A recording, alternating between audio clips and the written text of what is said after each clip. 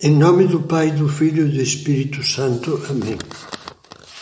Vinde, Espírito Santo, enchei os corações dos vossos fiéis e acendei neles o fogo do vosso amor.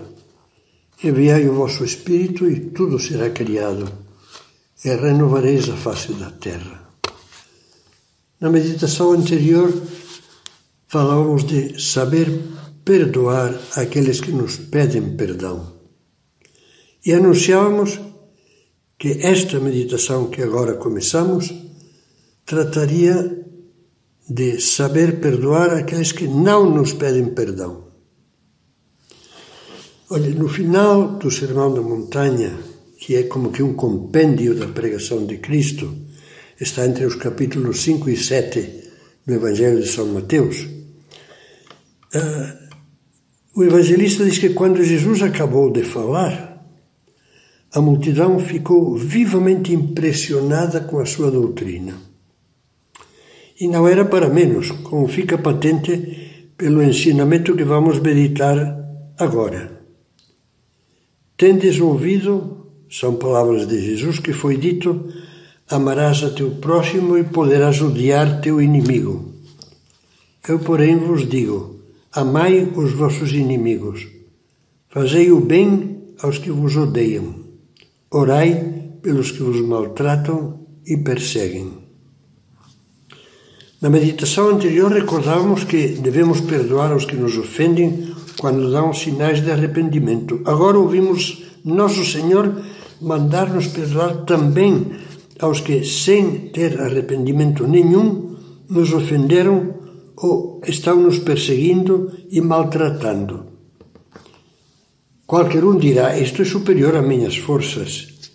Eu direi: é mesmo, concordo, e acrescentarei que a Igreja diz a mesma coisa.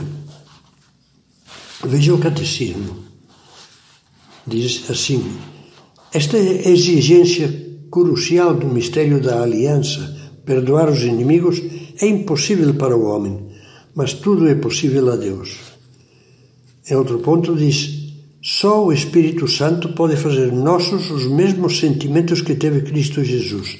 Esse amor que ama até o extremo do amor.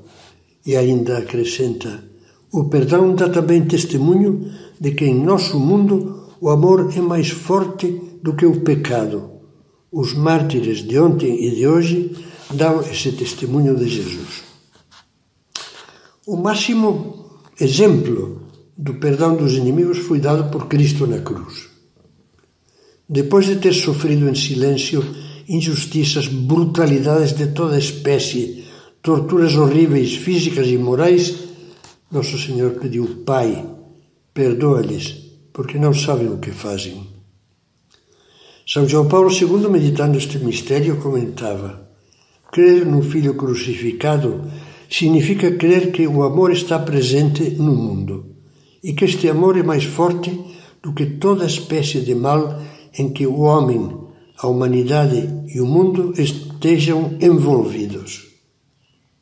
Com a força de Cristo e o dom do Espírito Santo, os discípulos de Jesus foram capazes de atingir esse cume supremo do amor. Desde o primeiro mártir, que foi o diácono Santo Estevão, que morreu rezando de joelhos: Senhor, não lhes leves em conta este pecado. Até a incontável multidão de homens e mulheres, jovens, velhos e crianças, que em todos os tempos morreram entre torturas, perdoando seus carrascos e orando por eles.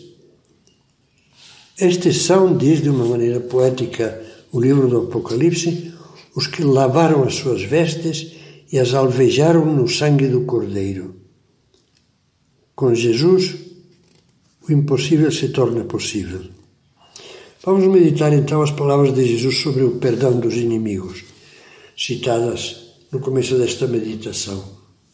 São 3 frases breves. Primeira: amai os vossos inimigos. Já falamos de que amar é querer. Não consiste em sentir, e que os sentimentos e emoções muitas vezes escapam ao nosso domínio. Amar é querer o bem do outro, amigo ou inimigo. Vamos ver alguns exemplos.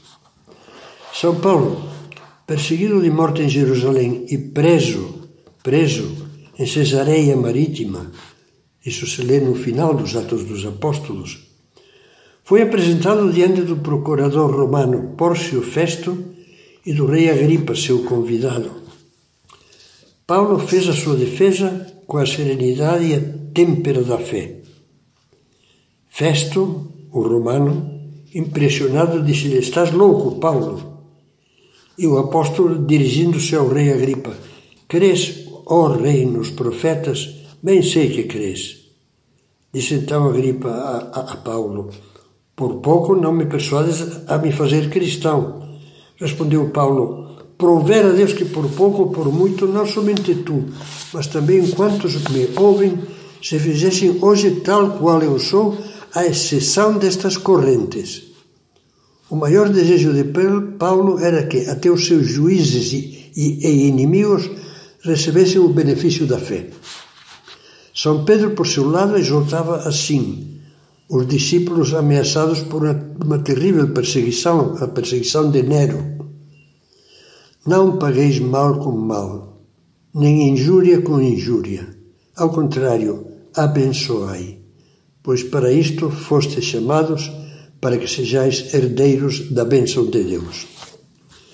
Nos nossos dias, o arcebispo vietnamita Francisco Xavier Van Thuan, acusado falsamente, esteve preso pelos comunistas a partir de 1975 durante 13 anos, 9 deles numa cela, isolado.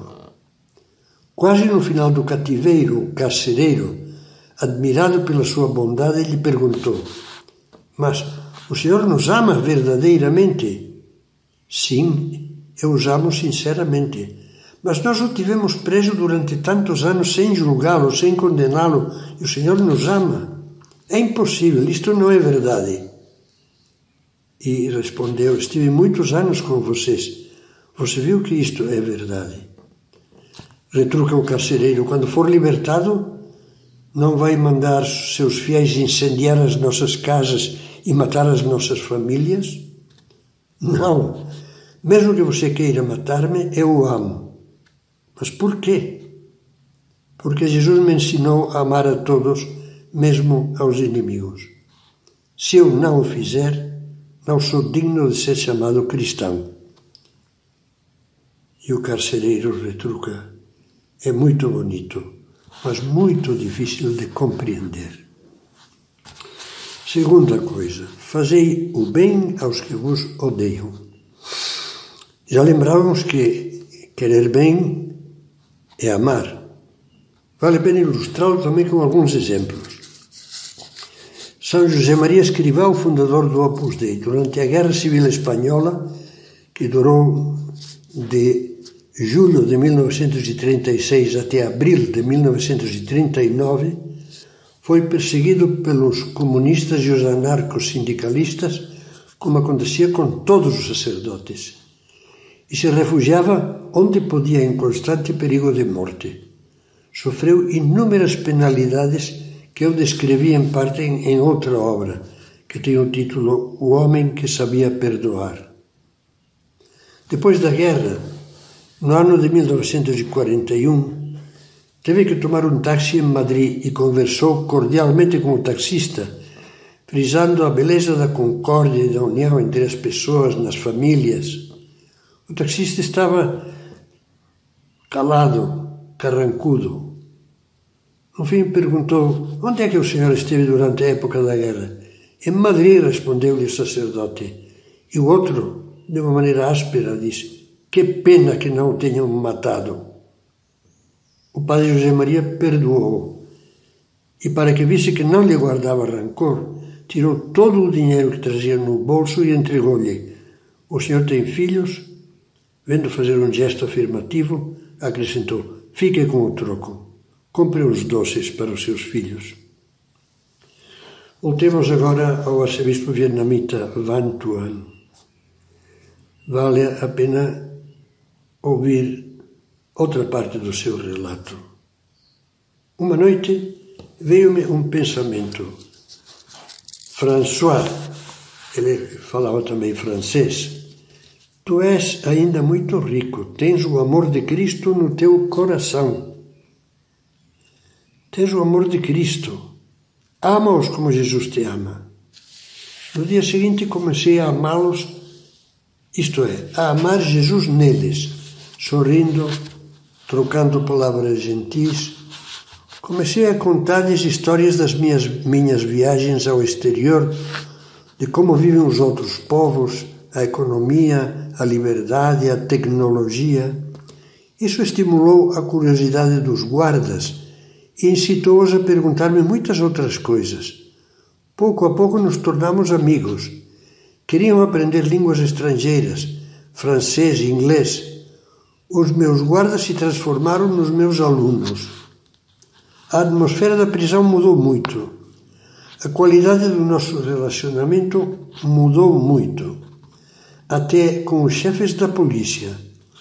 Quando viram a sinceridade do meu relacionamento com os guardas, não só me pediram para continuar a ajudá-los no estudo de línguas estrangeiras, mas ainda me mandaram novos alunos.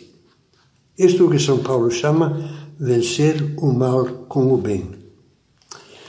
Mas talvez você pergunte, e a justiça? Onde está a justiça? Onde fica agindo assim?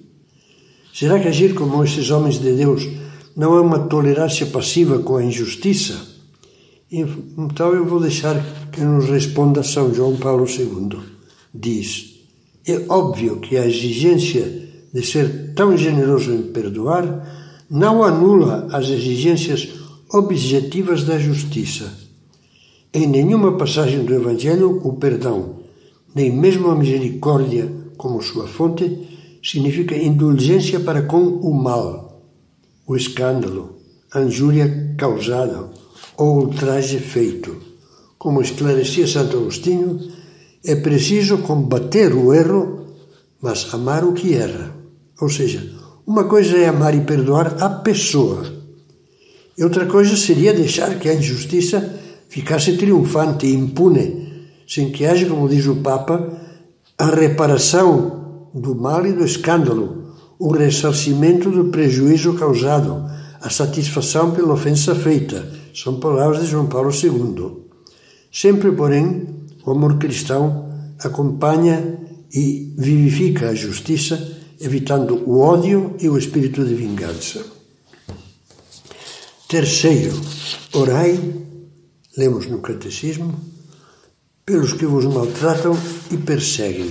O Catecismo citando palavras do próprio Cristo. Eu volto agora ao exemplo de São José Maria. Nos anos prévios à Guerra Civil Espanhola, a perseguição religiosa avançava na Espanha de uma maneira crescente.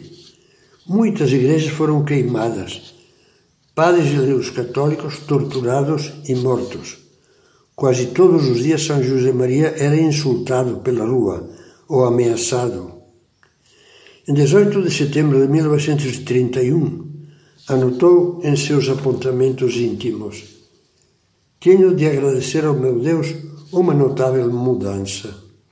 Até há pouco, os insultos e as chacotas que, por ser sacerdote, me dirigiam desde a vinda da República, antes raríssimas vezes, tornavam-me violento. Decidi rezar por eles uma Ave Maria à Santíssima Virgem quando ouvisse grosserias ou indecências. Assim o fiz. Custou-me. Agora, ao ouvir essas palavras ignóbeis, via de regra, fico comovido, considerando a desgraça dessa pobre gente que, se procede assim, julga fazer uma coisa boa porque, abusando da sua ignorância e das suas paixões, a fizeram crer que o sacerdote, além de ser um parasita vadio, como diziam os comunistas, é seu inimigo, cúmplice do burguês que o explora. A isso ele chamava devolver as injúrias, responder melhor às injúrias, apedrejando com Ave-Marias. Estivemos falando nesta meditação do perdão dos inimigos, daqueles que, como diz Jesus, nos querem mal, nos maltratam, nos perseguem e não se arrependem. Sob essa luz, relia de novo, nem que seja por cima, o capítulo, a meditação anterior. Reveja. Talvez Deus o ajude a abrir os olhos e perceber que para praticar o perdão cotidiano, no convívio familiar, no trabalho, no trânsito, na vida ordinária, a nossa misericórdia tem que ser bem maior. Peçamos-la a Deus e procuremos compreender mais a fundo o que é imitar Cristo e tornar a vida amável.